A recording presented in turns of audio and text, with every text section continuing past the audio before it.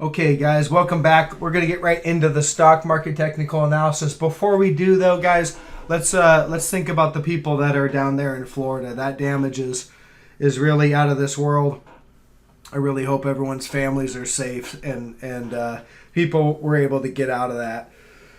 All right. So, anyways, we'll move on. So, triple Q's is really what I want to do is go right into the trade ideas and the chart analysis. I'm going to put the video this morning because that's when the price action's happening. So on triple Q's, when I look at the daily chart, we've obviously got these lows, these June lows that triple Q's hasn't quite taken out yet. It is sitting, they're sitting there. The absolute low back in June on June 16th looks like it was about 269, and we're just above that right now. Now I suspect, because we're close enough, we're probably going to just go right through it. But does it happen today? I don't know. So that's the level right now is the June lows. If we break those June lows, guys, I don't see anything standing in the way for a move down to 238. There's a little bit of, let me go back to, you have a little bit of reaction kind of right in here. So maybe we get just a little squiggle there. Maybe we just get a little bounce on our way down. But I think it'll probably be pretty smooth sailing to the downside. And that's it. That's all I have on triple Q's on the daily chart. Let's look at the hourly here. You'll see we still have the bullish divergence. It's still there on the hourly chart, on the RSI, and it was taken out on the PPO recently, so that's not there, but we do still have it on the RSI. When I move over to the SPY, you'll see that basically we've taken out the June lows right here. Your June lows came right there at about 362. We're just slightly below there. So we have taken that out, and I suspect that's what Q's is going to do as we continue to move lower. So on the SPY, I don't see anything stopping us till we get down to about 339 and change. Okay, so no real change in my outlook. I am looking for that crash kind of price action where we basically just fall pretty quickly on down to those targets on the major indices. Let's look at small caps. We haven't looked at that one for a while. The June lows are right there at about 162.75.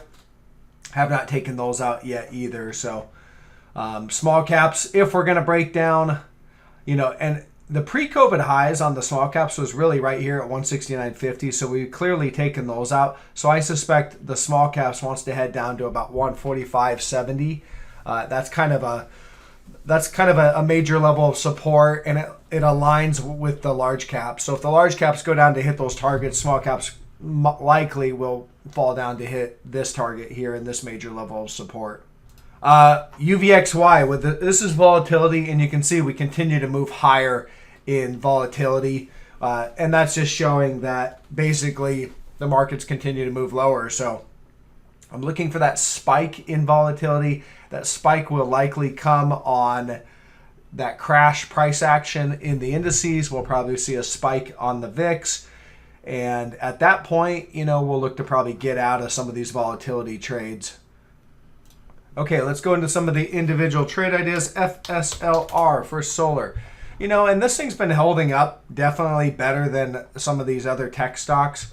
There's no change, though. I mean, at the end of the day, on the daily chart, negative divergence.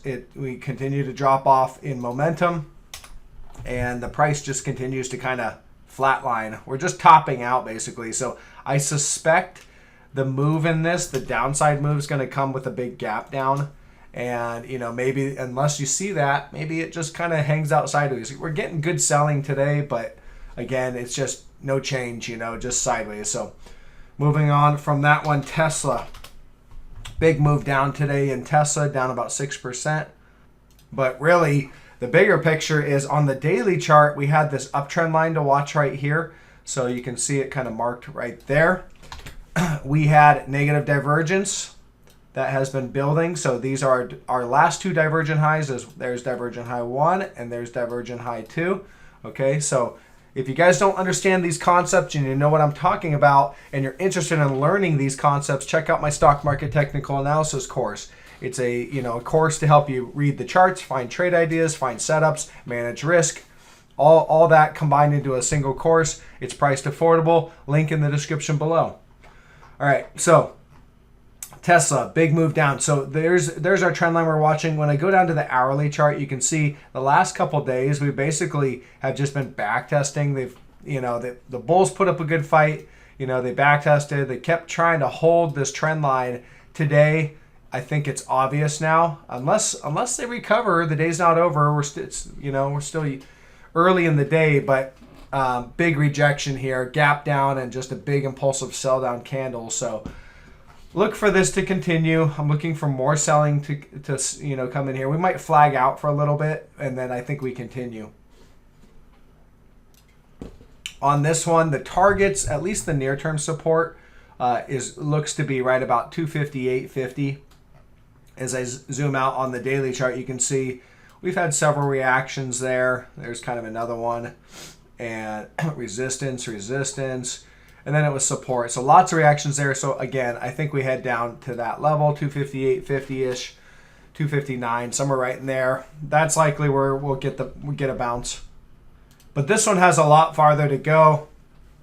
My targets longer term, which might take weeks to months, are 184. You can see here on the daily chart, that's big support down here. So I do think we move down and hit some of these lower targets.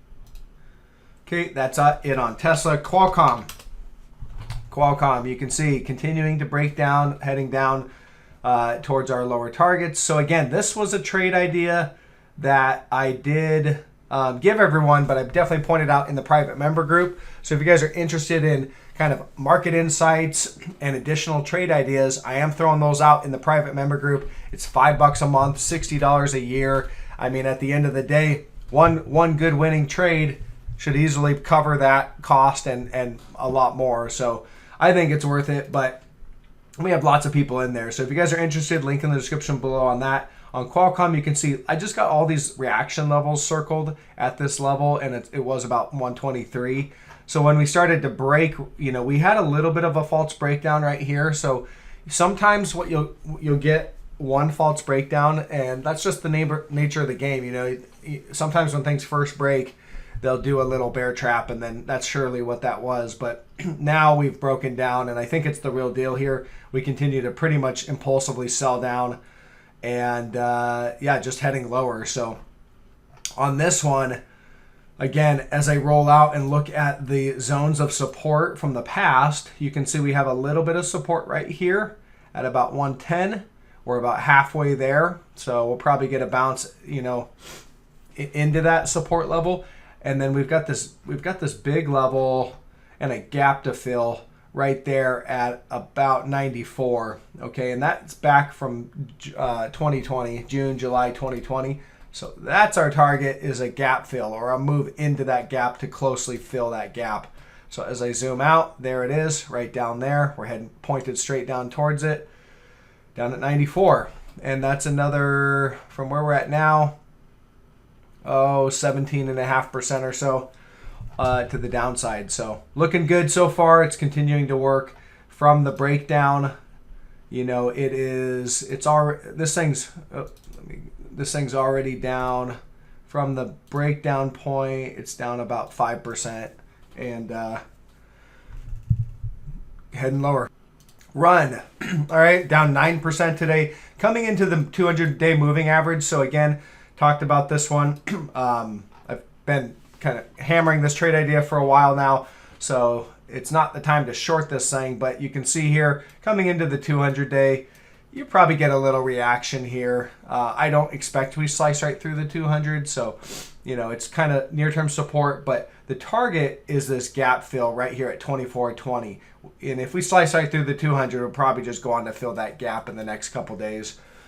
That's it. We're just heading lower. This trade setup was a clean setup. You can see on the daily downtrend, clear downtrend.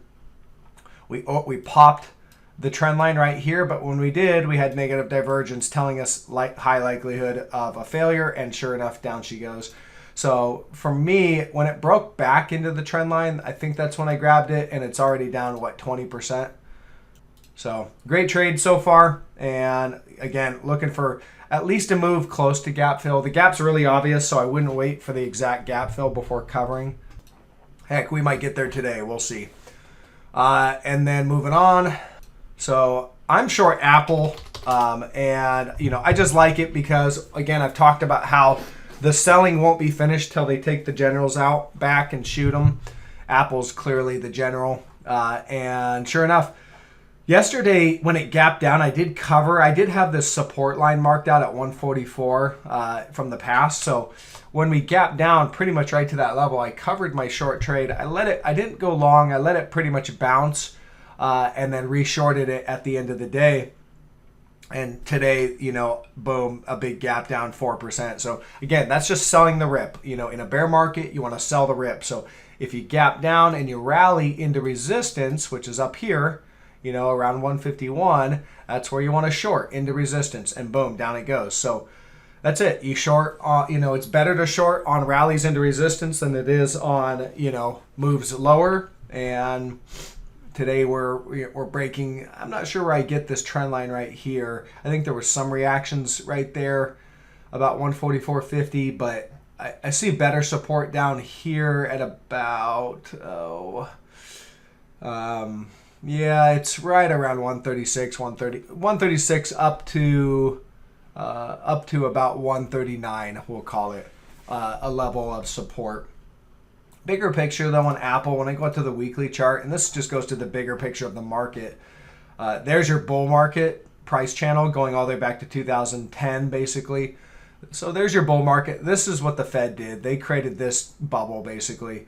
So I think the bubble is going to deflate, and my target's bigger picture for Apple is to head all the way down to the top of the channel at 104. And then we'll probably get a good sized bounce, maybe something like that. And then I think we break and head to the bottom of the channel.